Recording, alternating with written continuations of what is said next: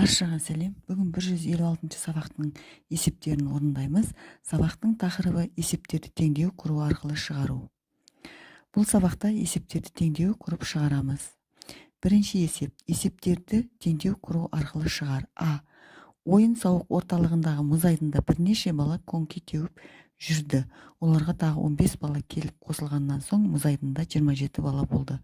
Мұз айдында алғашында неше бала коньки теуіп жүрді? Есептің берілуін қысқаша жазып аламыз. Теуіп жүрді белгісіз x бала, қосылды 15 бала, болды 27 бала. Шешуі. Демек, x-қа 15-ті қоссақ 27 болады. Бұл жерден x табу үшін 27-тен 15-ті азайтамыз. X-іміз 12-ке тең. 12 15-ті қоссақ 27 болады. Демек, жауабы мұз айдында алғашында 12 бала коньки теуіп жүрді. Бірінші есептің әсі. Сәуле ойын-сауық орталығындағы фотосалонға 190 фотосурет шығартты. Ол осы фотосуреттердің бірнешеуін әжесіне сыйлағаннан кейін, оның 125 фотосуреті қалды. Сәуле әжесіне неше фотосурет сыйлады?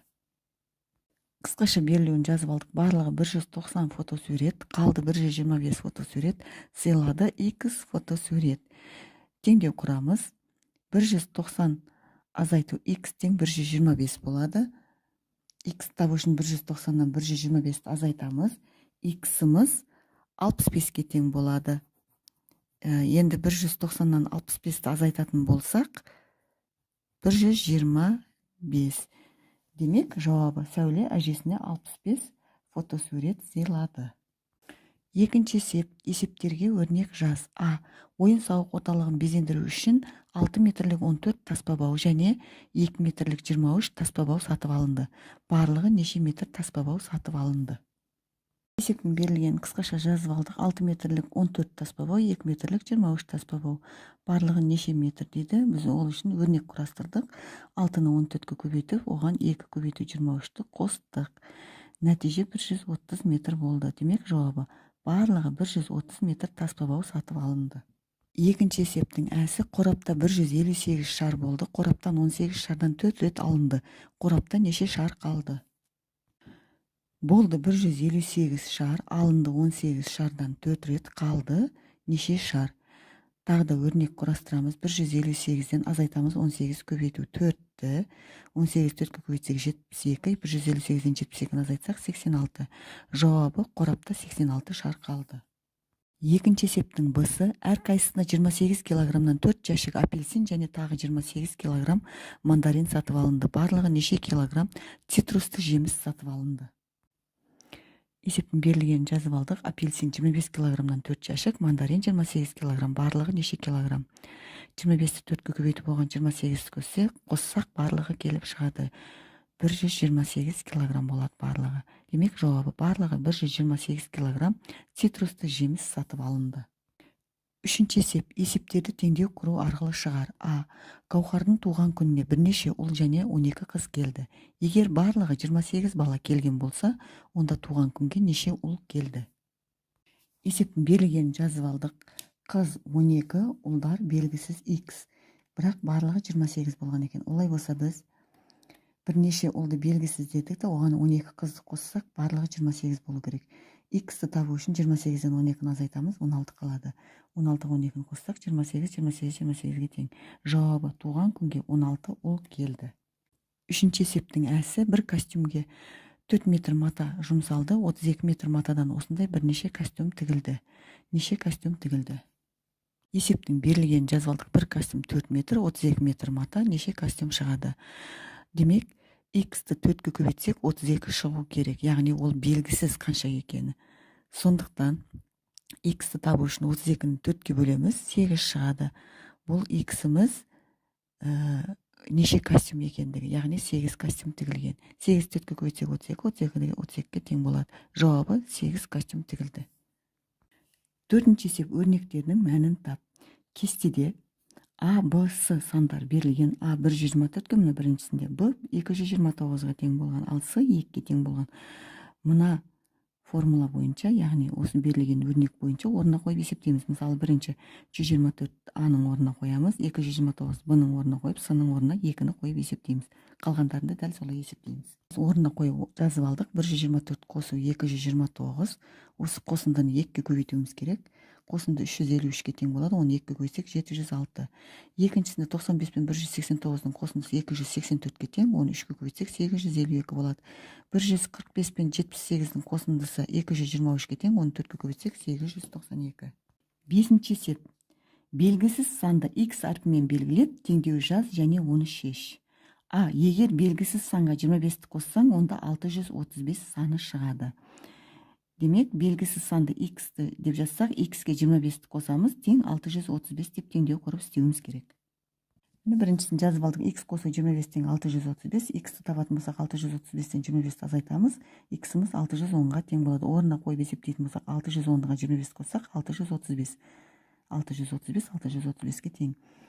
Әсінде, егер белгісіз санды 6 есе арттырсаң, онда 96 саны шығады дейді. Яғни, есе арттыратын болсақ, көбейтеміз.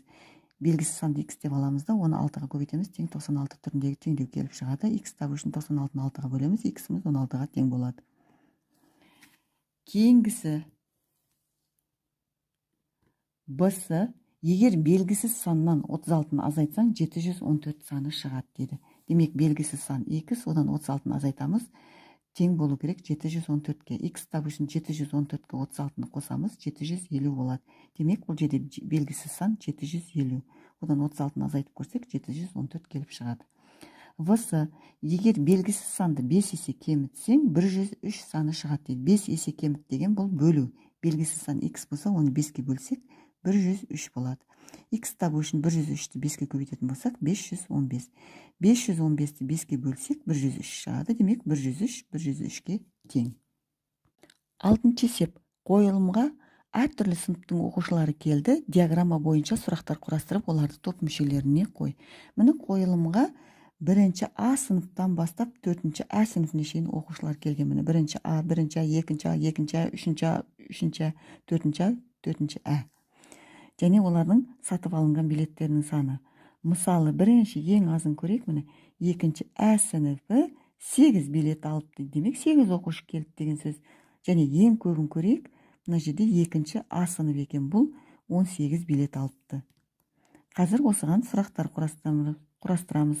Әсінде диаграмма бойынша есептер құрастырып, оларды шығар деген. Міне бірінші сұрақ қойдық. Қойылымға бірінші сыныптардан неше оқушы келді? Бірінші сыныптардан А және Ә сыныпын екеуін қосамыз, 24 оқушы келген. Екінші сұрақ, қойылымға қай сынып оқушылары ең көп келді? Ең көп келген, бұл жерде жаңа ғана көрдік, 2-ші А сынып оқушылары. Үшінші, қойылымға қай сынып оқушылары ең аз келді? Жауабы, бұл жерде ең аз келген 2-ші А сынып оқушылары. Олар 8-ақ келген. Төртінші, бірінші сынып оқушыларына қарағанда, 2-ші сынып оқушылары нешеу артық келді? Демек, салыстырамыз. Бірінші сынып оқушылары екеуінде қосамыз. 10-ға 14-ті қоссақ, 24 оқушы келген. Ал 2-ші сынып оқушылары 8 және 18 келген. Бұлар 26 болады. 26-тан 24-ті азайтатын болсақ, 2 оқушы. Демек, 2-ші сынып оқушылары екеу артық келген. Әсінде есептер құрастыру керек болды. Біз бұл жерде қазір есептер құрастырамыз. Міне, бірінші 3-ші А сыныбынан 14 оқушы келді, 3-ші А сыныбынан 16 оқушы келді. Енді қай сынып оқушыларынан кем келді деген сұрақ қойдық. Ол үшін көбінен азын азайтамыз, 16-тан 14-ті азайтамыз, 2 оқушы кем болады. Демек, 3-ші А сыныбынан 2 оқушы кем келді. Екінші есеп. Біз 2-ші А сыныбы және 2-ші А сыныбының оқушыларының санын жаздық та, барлығы неше оқушы келді деп сұрақ қойдық. 2-ші А сыныбынан 8, 2-ші А сыныбынан 18 оқушы келген. Екеуін қоссақ 26 оқушы болады. Демек, жауабы 2-ші сыныптардан барлығы 26 оқушы келді. Сіздер тағы да өз беттеріңізше тағы да басқа есептер құрастыруларыңызға болады. 7-ші есеп. Амалдарының орындалу ретін анықта және есепте. Міне 234-ті 2-ге көбейтіп, оған қосуымыз керек 345-тің бөліндісін. Олардан кейін азайтуымыз керек 924-тің 4-ге бөліндісін. Бірінші орындаймыз. 234-ті 2-ге бөлсек 468, 340-ті 5-ге бөлетін болсақ 68, екеуіні қосатын болсақ 468-ді қоссақ 536, ал 924-ті 4-ге бөлсек 231, бесінші 231-ге 536-тан 231-ді азайтамыз, 305 қалады. Мен бұл жерде амалдардың орындалу ретін үстіне жазып қойдым. Кейінгісі 267 көбейту 3, азайту 308 көбейту 2, қосу 840 бөлу 5 тең. Міне бұл жерде бірінші мына көбейтуді орындаймыз, одан кейін мына көбейтуді орындаймыз. Үшінші осы екеуіні азайтамыз шыққан нәтижесін. Одан кейін 840-ті 5-ге бөліп, мына жердегі айырмаға қосамыз. Нәтиже 353-ке тең болады. Бұл жерде де амалдардың орындалу ретін үстіне жазып қойдым. 8-ші есеп. Егер бір цифрды бір реттен артық қолдануға болмайтын болса, онда 1, 3, 5, 7 цифрларынан қанша 3 таңбалы сан жазуға болады? Міне берілгенін жазып алдық. 1, 3, 5, 7. Енді біз 3 таңбалы сандарды ретімен жазамыз. Бірінші міне қатар тұрған үшеуін жазамыз. 135 болды. Одан кейін осы екеуінің орнына ауыстырамыз. 153.